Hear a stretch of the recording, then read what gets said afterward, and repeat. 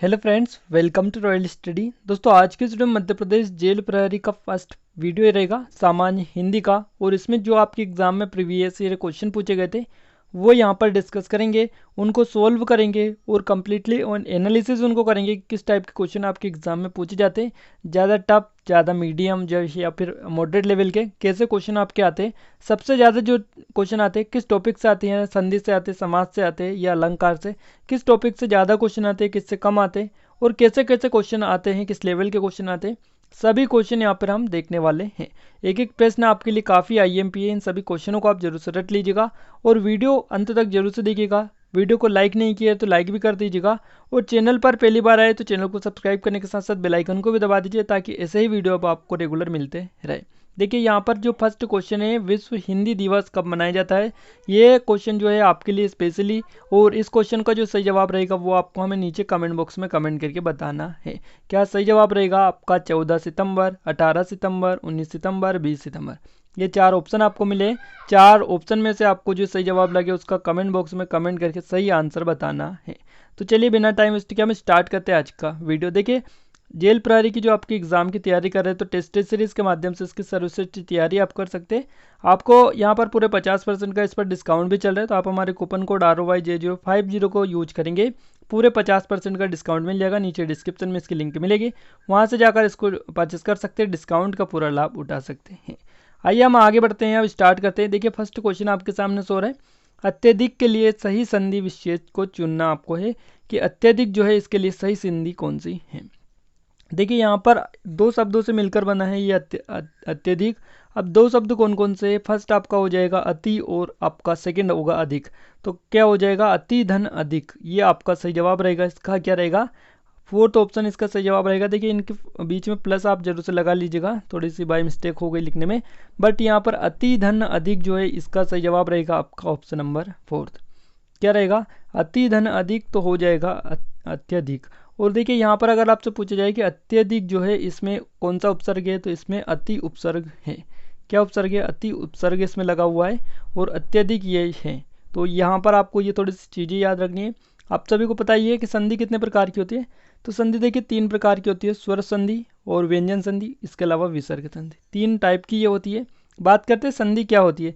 देखिए दो शब्द जो होते हैं उनको मिलाने पर जो आपका एक शब्द बनता है, जैसे ये दो वर्ड हो गए अति धन अधिक, इनको दोनों पर मिलाने पर जो अत्यधिक होता है ये संधि कहलाती है। और संधि विच्छेद किसे कहते हैं? तो संधि विच्छेद उसे कहते हैं। देखिए ये अत्यधिक शब्द है, अब इसको दो भागों में तोड़ने पर, अति धन अधिक करने पर ये जो है संधि विच्छेद कहलाता है।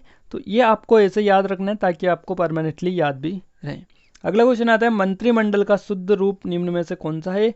देखिए मंत्रिमंडल इसमें से आपको पहचानना है सही इसमें कौन सा है। तो इसमें सही मंत्रिमंडल आपका हो जाएगा ऑप्शन नंबर फर्स्ट।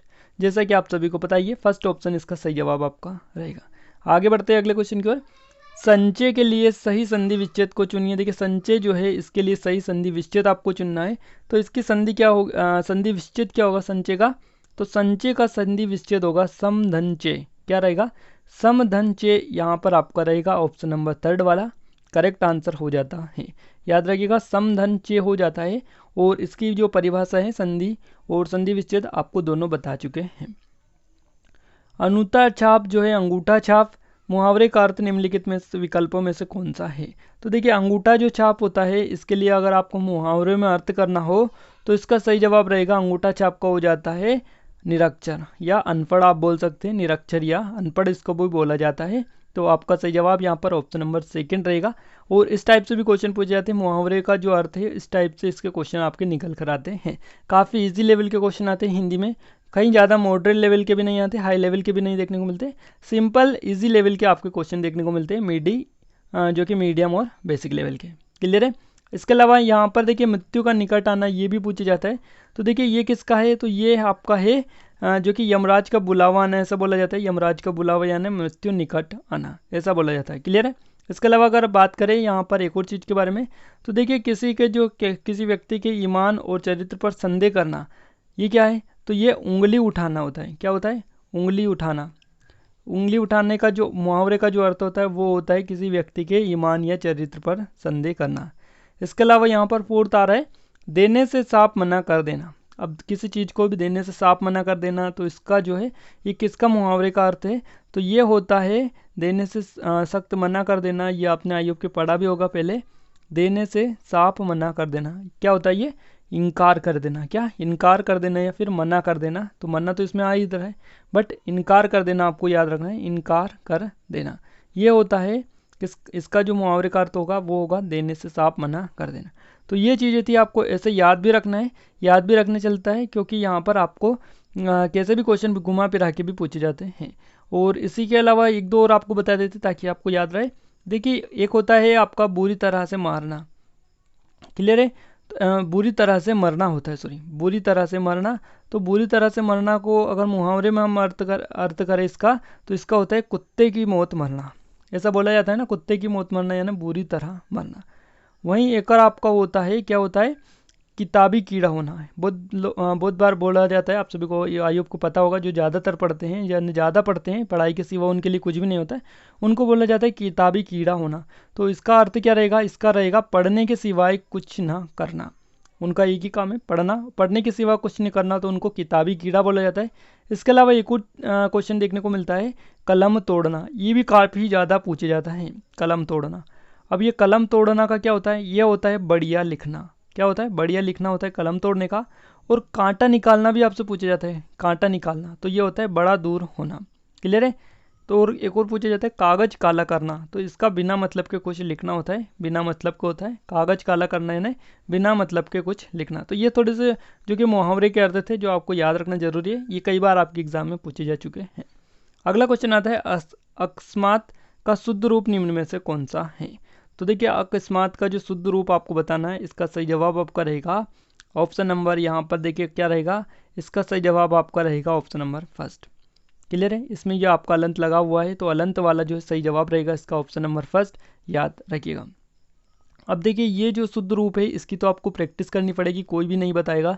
आप जैसे जैसे प्रैक्टिस करते जाएंगे तो आपके माइंड में वो उस टाइप के जो क्वेश्चन है, जो कि उस टाइप के जो अक्षर है या शब्द है, उसकी छवि आपके माइंड में जो कि हो आ जाएगी। तो उस हिसाब से आप डायरेक्टली पहचान सकते हैं उनको कि कौन सा सही है कौन सा गलत है। बाकी इसको तो आपको कोई नहीं बता सकता है। और याद भी कैसे करेंगे आप जितनी ज़्यादा प्रैक्टिस करेंगे उतनी ज़्यादा आप इनको सही तरीके से लिख पाएंगे। आग के लिए सही पर्यायवाची शब्दों वाले शब्दों की पंक्ति को चुनिए। देखिए, आग के लिए कौन होता है, तो आग के लिए एक तो अग्नि होता है, अनल होता है, इसके अलावा पावक होता है। तो अग्नि, अनल और पावक, ये जो है आग के पर्यायवाची शब्द है, याद रखिएगा। और एक दो और होते हैं आग के, जो कई ज़्यादा बार पूछे जाते हैं। एक होता है आपका दहन। अब आप देखिए, आप सभी ने सुना होगा होलिका दहन, तो उसमें जो दहन होता है वो उसको आग का ही ये पर्यायवाची शब्द है। एक होता है ज्वलन। अब ये ऐसे वर्ड है जिनको आप आसानी से पहचान सकते हैं। इसके अलावा एक होता है ज्वाला और एक होता है कृषाणु। क्या होता है, कृषाणु एक होता है, और एक होता है धूमकेतु। ये जो सब है ये आग के पर्यायवाची शब्द हैं, तो इनको आपको याद रखना है। इसके अलावा सबसे ज़्यादा जो पूछे जाता है वो कमल का पूछे जाता है, कमल का पर्यायवाची शब्द। क्लियर है, कमल का। तो कमल का भी हम देख लेते हैं। देखिए, कमल का जो होता है वो एक तो पंकज होता है, क्लियर है, एक नीरज होता है, ये भी ज़्यादा बार पूछे जाते हैं और आगे ही आपको क्वेश्चन में देखने को मिलेगा। इसके अलावा एक सरोज होता है कमल का, इसके अलावा एक जलज होता है और एक राजीव होता है। तो ये थे जो कमल के बारे में पूछे जाते हैं पर्यायवाची शब्द। बात करें नदी के बारे में भी कई ज़्यादा बार पूछे जाते हैं, तो नदी के बारे में हम देख लेते हैं। नदी, क्लियर है। अब नदी को किस किस नाम से जाना जाता है, यानी क्या क्या पर्यायवाची नाम है इसके, तो इसको देख के पहले तो हो ही जाता है वाहिनी, यानी वाहिनी यानी बहती है ये, तो वाहिनी इसका हो जाएगा, ऐसे याद रख सकते हैं। इसके अलावा तटिनी हो जाता है। इसके अलावा सरिता भी ये नदी का ही पर्यायवाची है। इसके अलावा शैलजा होता है और निर्जरनी होता है और तरंगिनी होता है, ये नदी के पर्यायवाची शब्द है। इसके अलावा मनुष्य की बात करें, मनुष्य के क्या होते हैं पर्यायवाची शब्द, तो मनुष्य के होते हैं आदमी, इसके अलावा नर, मानव, मानुष और मनुज, ये 3-4 प्रकार के जो होते हैं मनुष्य के पर्यायवाची शब्द होते हैं। बाकी और भी ज़्यादा होते हैं, बट हम आपको ये बता देते हैं जो ज़्यादातर पूछे जाते हैं। क्लियर है। अगला क्वेश्चन है, आवट प्रत्यय से बना शब्द निम्न में से कौन सा है। तो आवट प्रत्यय से जो शब्द बना है वो आपका है यहाँ पर मिलावट। क्या है, देखिए मिलावट जो है ये आवट शब्द से बना, प्रत्यय से बना शब्द है।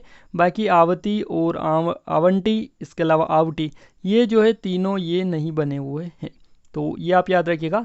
और आवट जो है ये कई बार पूछा जाता है प्रत्यय आपके एग्जाम में कि आवट जो प्रत्यय है इससे शब्द कौन कौन से है। तो इसके अलावा भी और कई शब्द होते हैं, जैसे सजावट आपका हो गया, लिखावट आपका हो गया और मिलावट आपका हो गया। तो ऐसे कई शब्द होते हैं जिनसे आवट जो प्रत्यय है वो मिलकर बना होता है वो शब्द। क्लियर है। तो यहाँ पर एक चीज़ आपको याद रखनी है कि जो ये आवट होता है ये आपका प्रत्यय होता है, और आपका जैसे कि ये जो मिलावट है, मान लीजिएगा ये मिलावट आपका है। क्लियर है। और मिलावट में जो आपका ये जो शब्द दिख रहा है मिल, तो ये मिल शब्द जो होता है ये क्रिया धातु होती है। इसके अलावा जो आवट लिखावट और जो शब्द बनता है पूरा उसको शब्द या संज्ञा बोला जाता है। तो ये थोड़ी सी चीज़ें आपको याद रखना है। और आपका जो आवट है ये आपका प्रत्यय हो जाता है। क्लियर है। अगला क्वेश्चन है कर्कश। कर्कश का निम्न में से कौन सा सही विलोम शब्द है। तो कर्कश का विलोम शब्द आपको बताना है। अब कर्कश का जो विलोम शब्द रहेगा वो रहेगा मधुर। क्या रहेगा। अब मधुर। अब मधुर को ढूंढने में आप कंफ्यूज होंगे, मधुर कौन सा सही रहेगा कौन सा गलत रहेगा। तो प्रैक्टिस से ही आपके सही हो पाएंगे। मधुर आपका जो सही रहेगा वो रहेगा आपका ऑप्शन नंबर सेकेंड वाला। क्लियर है। ये आपका मधुर है और इसमें ये आपकी ऊ की मात्रा लगी हुई, तो यहाँ पर आपका जो सेकंड वाला है ये सही रहेगा मधुर में। क्लियर है। तो कर्कश का विलोम हो जाता है मधुर। क्लियर है, याद रखिएगा। इसके अलावा और भी आपको बता देते थोड़े से जो विलोम शब्द है वो कई बार पूछे जाते हैं। देखिए अदोष आपसे पूछा जाता है, अदोष इसका विलोम शब्द क्या होता है। तो इसका विलोम शब्द होता है सदोष। याद रखना है। इसके अलावा अग्रज भी आपसे पूछा जाता है कि अग्रज जो है इसका विलोम शब्द क्या होता है। तो इसका होता है अनुज। अनुज विलोम शब्द इसका होता है। इसके अलावा आपसे एक और पूछा जाता है, क्या पूछा जाता है। इसके अलावा आपसे अनाप भी पूछा जाता है, अनाप। तो अनाप का जो होता है सनाप होता है। क्लियर है। इसके अलावा अल्पायु आपसे पूछा जाता है, अल्पायु इसका क्या होता है। तो इसका दीर्घायु होता है। और ये ऐसे शब्द है जो कई बार पूछे जाते हैं। इसके अलावा अल्पज्ञ होता है जिसका बहुज्ञ होता है। वहीं अस्वस्थ जो शब्द होता है इसका जो विलोम शब्द होता है वो स्वस्थ होता है। और अगला का पिछला हो जाता है, अंत का आदि होता है। ये सब जानते हैं आप सभी को, ये तो पता होगा। आगे बढ़ते हैं अगले क्वेश्चन की ओर। अद्भुत रस का स्थायी भाव आपको बताना है क्या है। तो देखिए अद्भुत जो रस है इसका स्थायी जो भाव होता है वो होता है विस्मय। थर्ड ऑप्शन सही जवाब इसका रहेगा। अब देखिए ये जो आपका रस किसे कहते हैं ये हम सबसे पहले जान लेते हैं, क्योंकि रस की यहाँ पर निकल कर आ रहे हैं तो रस को जानना सबसे ज़्यादा आईएम भी है। देखिए किसी कविता या कहानी या उपन्यास को जब हम पढ़ते हैं और फिर जब उससे आनंद की अनुभूति होती है तो उसे हम रस कहते हैं। क्या कहते हैं, उसे रस कहते हैं। कविता, कहानी या उपन्यास इन सभी को पढ़ने पर जिस आनंद की अनुभूति होती है उसे रस कहते हैं। आसान भाषा में सबसे सरल तरीके से कोई भी नहीं बताएगा, आप ऐसे पहचान सकते हैं, आसानी से समझ सकते हैं। यही इसकी परिभाषा है। आप आसानी से याद रखिएगा, तुरंत आपको समझ में आ जाएगा। अब देखिए रस जो होता है काव्य की आत्मा होती है, जैसा कि आप सभी को पता होगा। नहीं पता है तो पता आप चल गया है, याद रखिएगा। अब जितने भी रस हैं उन सभी के देखिए कितने रस हैं, तो टोटल 10 रस हैं। अब इन सभी के हम आपको स्थायी भाव बता देते हैं। स्थायी भाव जो भी होते हैं वो आपको याद रहे। देखिए सबसे पहले आता है श्रृंगार रस। तो श्रृंगार रस जो होता है इसका जो स्थायी भाव है वो रति होता है, याद रखिएगा। श्रृंगार का क्या होता है, रति होता है। हास्य आपको याद रखना है, हास्य का होता है हास। क्लियर है। हास्य रस का स्थायी भाव हास होता है। इसके अलावा जो करुण रस होता है, करुण याद रखना है, इसका होता है आपका शोक। क्लियर है। इसके अलावा रौद्र जो होता है आपका रौद्र, इसका क्रोध होता है, ये भी आप याद रखिएगा। वीर रस का स्थायी भाव उत्साह होता है। इसके अलावा भयानक जो रस है इसका भय होता है, स्थायी भाव। इसके अलावा विभत्स जो होता है इसका आपका एक लिख के बता देते हैं, आप कंफ्यूज हो जाएंगे। विभत्स जो रस है इसका जो स्थायी भाव होता है वो होता है जुगुप्सा। तो ये आप याद रखिएगा। इसके अलावा अद्भुत जो होता है वो उसका विस्मय होता है, जैसा कि यहाँ पर आपका मेंशन है। इसके अलावा शांत जो होता है उसका निर्वेद होता है, तो ये भी आप याद रखिएगा, निर्वेद होता है। और वात्सल्य जो रस है इसका वात्सल्यता होता है, जो कि स्थायी भाव। तो ये सभी 10 रस थे, 10 के स्थायी भाव आपको बता दिए, 10 के नाम भी आपको याद रखना है। बाकी आपका जहाँ पर जो अद्भुत रस निकल कर आ रहा है इसको हम थोड़ा सा पढ़ लेते हैं ताकि आपको याद रहे। देखिए अद्भुत रस क्या होता है। तो अद्भुत रस जो होता है वो जब किसी गद्य कृति काव्य में किसी ऐसी बात का वर्णन हो जिसे पढ़कर सुनकर आश्चर्य हो, उसे अद्भुत रस कहते हैं। यानी किसी भी कृति या काव्य में जब ऐसी किसी बात का जो पढ़कर उसका सुनकर आश्चर्य होता है तो उसे हम क्या कहते हैं, उसे अद्भुत रस कहते हैं। अद्भुत रस का एक महत्वपूर्ण उदाहरण भी है, उसको आप याद रखिएगा, कनक भूद्राकार शरीरा समर भयंकर अतिबल बीरा। तो ये इसका उदाहरण है, यहाँ पर इतना लिख नहीं पाएंगे, बाकी आप याद रखिएगा। आई होप का आप समझ गए होंगे। क्लियर है, आगे बढ़ते हैं अगले क्वेश्चन की ओर। अगला क्वेश्चन है वी उपसर्ग से बना शब्द निम्न में से कौन सा है। देखिए वी उपसर्ग से बना शब्द है आपका विराम, बाकी और कोई में वी उपसर्ग नहीं है, तो विराम आपका फर्स्ट सही जवाब रहेगा। और वी उपसर्ग से कई सारे शब्द बनते हैं जो कि उपसर्ग से। इसमें सबसे महत्वपूर्ण हो जाता है विराम, इसके अलावा विशेष जो होता है उसमें भी वी उपसर्ग लगा हुआ है, इसके अलावा वियोग में भी वी उपसर्ग लगा हुआ है, विभाग जो होता है उसमें भी वी उपसर्ग है, विनाश में भी वी उपसर्ग आपका आता है, इसके अलावा विज्ञान हो जाता है, फिर विजय आता है आपका, विदेश, व्याकुल। देखिए ये व्याकुल जो है इसमें भी आपका वी उपसर्ग लगा हुआ है। इसके अलावा एक होता है व्याकरण, आप सभी जानते हैं हिंदी व्याकरण, अंग्रेजी व्याकरण, तो व्याकरण जो है इसमें भी आपका वी उपसर्ग लगा हुआ है। एक होता है विख्यात, क्या होता है, विख्यात आपका होता है, इसमें भी आपका वी जो है उपसर्ग लगा हुआ है। इसके अलावा विवाद, विवाह, विकास, विरोध, विमल, विकल, विराम, ये ऐसे शब्द है जिनमें वी उपसर्ग आपका लगा हुआ है। और देखें तो विपक्ष हो जाता है, विचार हो जाता है, विशेष हो जाता है, विराम हो जाता है, विदेश, विजय, विज्ञान, ये जो शब्द है इनमें वी आपका आता है, जिनके आगे वी आता है वो वी उपसर्ग वाले शब्द हैं। क्लियर है, आगे बढ़ते। वेतन के बिना कार्य करने वाले के लिए एक शब्द में आपको बताना है निम्न में से कौन सा सही है। तो वेतन के बिना जो काम करता है वो कौन होता है, अवेतनिक होता है। तो यहाँ पर आपका सेकंड ऑप्शन सही जवाब रहेगा, अवेतनिक, जो वेतन के बिना काम करता है। आपको और भी बता देते ताकि आपको याद रहे। देखिए जो कभी मरे नहीं उसको क्या बोलते हैं, उसको हम अमर बोलते हैं। क्लियर है, और आप जिसका कोई शत्रु पैदा नहीं हुआ है या फिर जिसका कोई शत्रु पैदा नहीं लिया है तो उसको अजात शत्रु बोला जाता है, अजात शत्रु। और ये क्वेश्चन सबसे ज़्यादा बार पूछा जाता है। एक और पूछा जाता है, जिस पुस्तक में 8 अध्याय है तो उसको क्या बोला जाता है, अष्ट अध्याय बोला जाता है। ऐसे ही यहाँ से आपसे पूछा जाता है कि आपका अतिशयोक्ति आपसे पूछ लिया जाता है कि जैसे अवेतनिक आपसे पूछा जाता है, अवेतनिक का आपको जो कि एक शब्द ये आपका है, इसका आपको बताना है पूरा क्या रहेगा। तो अवेतनिक का तो आपने बता दिया, वेतन के बिना काम करने वाला। तो यहाँ पर आपका ऐसे ही अतिशयोक्ति होता है तो उसका होता है बड़ा चढ़ाकर कहना। वहीं बात करें अभिनेत्री तो उसका हो जाता है जो स्त्री अभिनय करे उसे अभिनेत्री कहते हैं। अब अभिनेता की बात करें तो जो पुरुष अभिनय करे उसे अभिनेता कहते हैं, जो स्त्री अभिनय करे उसे अभिनेत्री कहते हैं। क्लियर है, अयुब को आपको समझ में भी आ रहा होगा। और असंभव होता है, जो नहीं हो सकता है उसे असंभव हम बोलते हैं। और जिसके पार न देखा जा सके उसे अपारदर्शी कहते हैं। जिसके आने की तिथि ज्ञात न हो उसे अज्ञात बोला जाता है। तो ये सभी आप जानते होंगे, अयुब के आपने पढ़ा भी होगा। आगे बढ़ते हैं, नर नारी में निम्न में से कौन सा समास है। तो देखिए नर और नारी में जो समास आता है वो आता है द्वंद्व समास। द्वंद्व समास की एक ही यहाँ पर एक ट्रिक आप समझ लीजिएगा द्वंद्व समास की। द्वंद्व समास जब भी आता है तब विलोम शब्द आ जाता है उसमें। क्लियर है, नर नारी। क्लियर है, तो ऐसे शब्द आते हैं इसमें जिसमें आपका जो है कैसे जो विलोम शब्द आ जाते हैं। तो देखिए और उदाहरण इसके आपको बता देते ताकि आपको पता चल पाए, जैसे अन्न और जल, तो ये आपका विलोम शब्द है। इसके अलावा नदी नाले, ये आपका द्वंद्व समास है। धन दौलत, इसमें भी विलोम शब्द आ रहा है, ये भी आपका द्वंद्व समास है। मार पीट, ये भी आपका द्वंद्व समास है और इसमें भी आपका विलोम शब्द आ रहा है। आग और पानी, ये भी आपका द्वंद्व समास है। गुण और दोष, ये भी आपका जो है क्या है, द्वंद्व समास है। तो ये सभी देखिए विलोम शब्द इसमें आ रहा है आगे पीछे, और ये सभी आपके द्वंद्व समास के जो कि है। तो आप आसानी से द्वंद्व समास का पता कर सकते हैं कि कौन से समास ये है। क्लियर है, अब देखिए द्वंद्व समास की परिभाषा आपको बता देते हैं ताकि आप और आसानी से समझ सकें। दो या दो से अधिक शब्दों से मिलकर बने हुए एक नवीन एवं सार्थक शब्द जो होता है उसको हम समास कहते हैं। ये अब समास की परिभाषा है। अगर बात करें सरल भाषा में और तो कम से कम दो शब्दों से अधिक अर्थ प्रकट करना समास का लक्ष्य होता है या फिर उसको समास कहते हैं।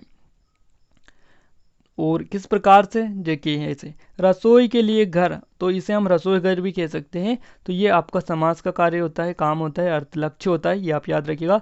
द्वंद्व समास की बात करें तो द्वंद्व समास जिस समस्त पदों में दोनों पद जो होते हैं प्रधान होते हैं। अब द्वंद्व समास के दोनों पद प्रधान होते हैं, विग्रह करने पर और आता है और या एवं लगता है। तो देखिए और लग जाता है, या लग जाता है, एवं लग जाता है, इन तीनों में से कोई भी आ सकता है, वह द्वंद्व समास जो है कहलाता है। क्लियर चीज़ें, तो आपको याद रखना है। जैसे अन्न और जल में हो गया अन्न और जल, और नदी नाले में हो गया नदी और नाले, और धन और दौलत में हो गया धन दौलत। क्लियर है। तो ये ऐसे शब्द है जिनके बीच में और, या, एवं इन तीनों में से एक आना निश्चित है। थोड़ा जानने वाले के लिए एक शब्द निम्न में से कौन सा है आपको बताना है। तो थोड़ा जानने वाला जो होता है वो अल्पज्ञ होता है। क्या होता है? अल्पज्ञ होता है। थर्ड ऑप्शन इसका सही जवाब रहेगा। और आपको बता देते हैं ताकि आपको याद रहे। देखिए कई बार पूछा जाता है जिसके खंड या टुकड़े ना किए जा सके तो उसको बोलते हैं अखंडित। क्लियर है। और आपसे एक और पूछा जाता है जिसके अंदर या पास ना पहुंचा जा सके उसको अगम्य बोला जाता है। इसके अलावा जिसमें कुछ करने की क्षमता ना हो उसको अक्षम्य बोला जाता है। इसके अलावा जो है दूर तक फैलने वाला अत्यधिक नाशक आग को क्या बोलते हैं? तो अग्निकांड उसको बोलते हैं। तो ये थोड़े से शब्द है जो आपको याद रखना है। जो खाने योग्य ना हो उसके अखाद्य बोला जाता है, अखाद्य इसको बोला जाता है। तो ये आप याद रखिएगा, ये ऐसे वर्ड कई बार पूछ लिए जाते हैं। हाथों हाथ में निम्न में से कौन सा समास है? देखिए हाथों हाथ जो है इसमें जो समास है वो अवयवी भाव समास है, आपका अवयवी भाव समास। क्लियर है, याद रखना है। फर्स्ट ऑप्शन इसका सही जवाब रहेगा। अब देखिए अवयवी भाव जो समास होता है इसकी परिभाषा हम देख लेते हैं। सबसे पहले यही पूछी जाती है। देखिए जिस समास में पूर्व पद यानी पहला पद प्रधान हो तथा जो सामासिक पद हो अवयव हो और उसे अवयवी भाव कहते हैं। तो पहला पद यानी पूर्व पद जो होता है वो प्रधान होता है और सामासिक पद अवयव होता है, उसे हम अवयवी भाव समास बोलते हैं। याद रखना है। जैसे इसके और उदाहरण भी बता देते हैं। हाथों हाथ तो आपको पता चल ही गया। इसके अलावा प्रतिकूल होता है, इसके अलावा होता है अजन्म, अजन्म भी होता है, प्रतिदिन होता है, इसके अलावा यथासंभव होता है, अनुरूप होता है, भर पेट होता है। तो ये जो उदाहरण है ये आपके अवयवी भाव समास के हैं। कर्मठ का निम्न में से कौन सा सही विलोम शब्द है? तो देखिए कर्मठ का जो विलोम शब्द रहेगा वो रहेगा निठल्ला। क्लियर है, निठल्ला रहेगा, जो कि कर्मठ यानी होता है मेहनती और निठल्ला यानी होता है आलसी। तो ऐसे आपको याद आसानी से पहचान सकते हैं। निठल्ला कर्मठ का विलोम शब्द है, याद रखना है आपको। इसके अलावा और भी आपको विलोम शब्द बता देते हैं। देखिए एक होता है कपटी, तो कपटी का जो हो जाएगा वो हो जाएगा निष्कपटी। अब देखिए एक होता है कुटिल, कुटिल होता है तो उसका जो हो जाएगा वो सरल हो जाएगा। इसके अलावा क्रोध का जो है क्षमा हो जाएगा, जैसे आप सब जानते हैं। कर्मण्य का अकर्मण्य हो जाएगा। कोप जो होता है इसका कृपा हो जाएगा और कृपण होता है उसका दाता हो जाता है। तो ये ऐसे विलोम शब्द है जो आप रिपीट आपके एग्जाम में होते रहते हैं। नेक्स्ट क्वेश्चन आता है बाल बलि सुखी सुखद यही रुके रुक धाम और फेरी डहुडही कीजिए सुरस सांची घनश्याम। तो ये आपका शब्द दे रखा है, ये यहाँ पर दे रखा है और इसका आपको बताना है कि निम्न में से कौन सा अलंकार इसमें है। क्लियर है। तो इनमें अलंकार आपको बताना है। इसमें जो अलंकार रहेगा वो रहेगा आपका अनुप्रास अलंकार। क्या रहेगा? अनुप्रास अलंकार रहेगा इसमें, याद रखिएगा। अब देखिए अलंकार क्या होता है, सबसे पहले ये आप जान लीजिएगा। अलंकार जो होता है वो काव्य की सुंदरता बढ़ाने वाले यंत्र होते हैं, ये आप याद रखिएगा। या फिर इनको ऐसे भी बोला जा सकता है कि काव्य की सुंदरता बढ़ाने वाले यंत्र को ही हम अलंकार कहते हैं। आप कैसे भी बोल लीजिएगा, बात वही है। जिस प्रकार मनुष्य जो है अपनी सुंदरता बढ़ाने के लिए किसी आभूषण का प्रयोग करते हैं, ठीक उसी प्रकार काव्य की सुंदरता बढ़ाने के लिए अलंकारों का उपयोग किया जाता है। ये तो आप सभी जानते हैं, बहुत पहले हमने पढ़ा था। क्लियर है। अनुप्रास के बारे में बात करते हैं। अनुप्रास अलंकार क्या होता है? तो जब किसी काव्य को सुंदर बनाने के लिए किसी वर्ण की बार बार आवृत्ति हो तो वह अनुप्रास अलंकार होता है। यानी एक ही जो शब्द आता है, एक ही वर्ण जो आता है वो बार बार आता है, तो वैसे में अनुप्रास अलंकार आपका होगा। क्लियर है। अब किसी विशेष वर्ण की आवृत्ति की जो है इससे वाक्य सुनने में सुंदर लगता है।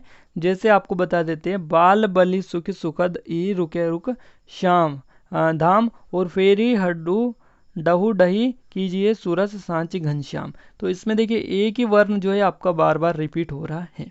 क्लियर है। ऐसे ही आपको एक उदाहरण भी बता देते, देखिए चारों चंद्र की चंचल किरणें खेल रही जल थल में। तो इसमें देखिए चा जो वो आपका वर्ण है ये बार बार रिपीट हो रहा है। तो ऐसा ही सेम यहाँ पर हो रहा है, ध्यान दीजिएगा थोड़ा सा, ऐसा ही यहाँ पर हो रहा है, एक वर्ण जो है बार बार रिपीट हो रहा है।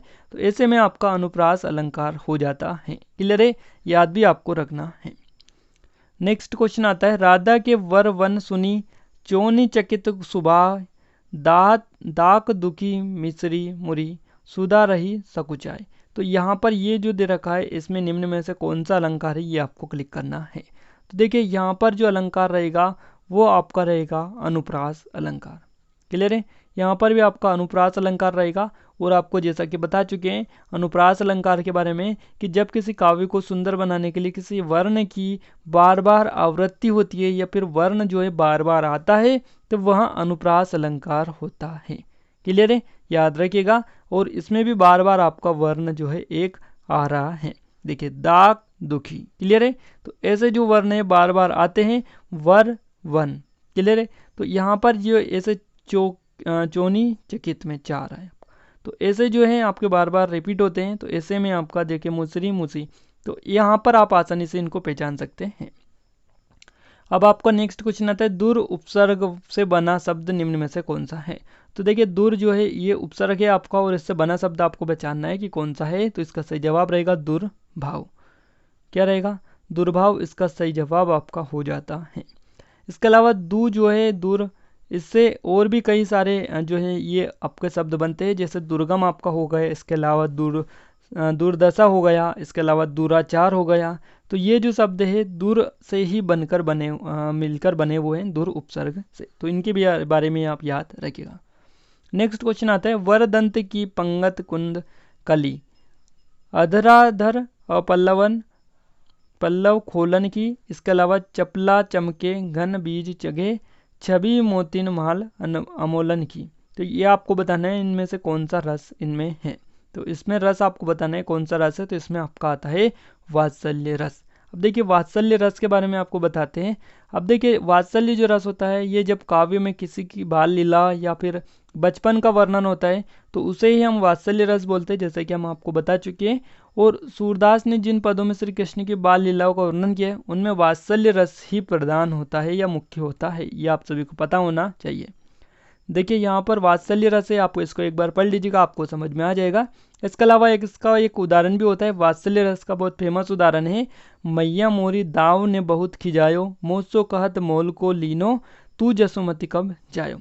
तो ये जो शब्द है जो कि उदाहरण है ये आपका वात्सल्य रस का है। और यहाँ पर जो दे रखा है ये भी आपका वात्सल्य रस का है, आसानी से पढ़कर समझ सकते हैं। कमल के लिए सही पर्यायवाची वाले शब्द की पंक्ति को चुनिए। देखिए कमल जो है इसके लिए आपको बताना है पर्यायवाची शब्द। तो देखिए कमल का जो पर्यायवाची शब्द होता है वो होता है एक तो राजीव, नीरज और सरोज। थर्ड ऑप्शन आपका सही जवाब रहेगा। ये जो है कमल के पर्यायवाची शब्द है। इसके अलावा कमल जो है इसके और पर्यायवाची शब्द हम देख लेते हैं। देखिए फर्स्ट इसका हो जाता है पंकज, और इससे पहले भी हम आपको बता चुके हैं कमल के बारे में। और इसके अलावा हो जाता है नीरज, नीरज के बाद में हो जाता है सरोज, जलज, कंज, राजीव, अरविंद, अंबुज, इसके अलावा दत्तस्थल, तो पद्म।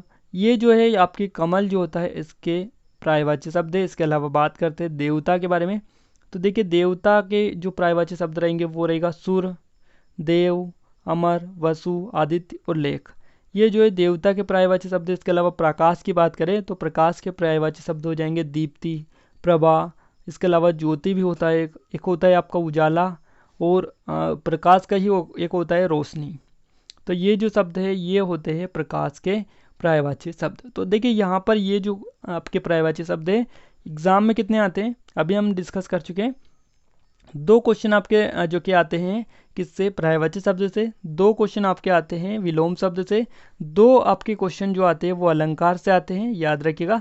1-2 क्वेश्चन आपके रस से पूछे जाते हैं। इसके अलावा 1-2 क्वेश्चन जो है आपके समास से देखने को मिलते हैं।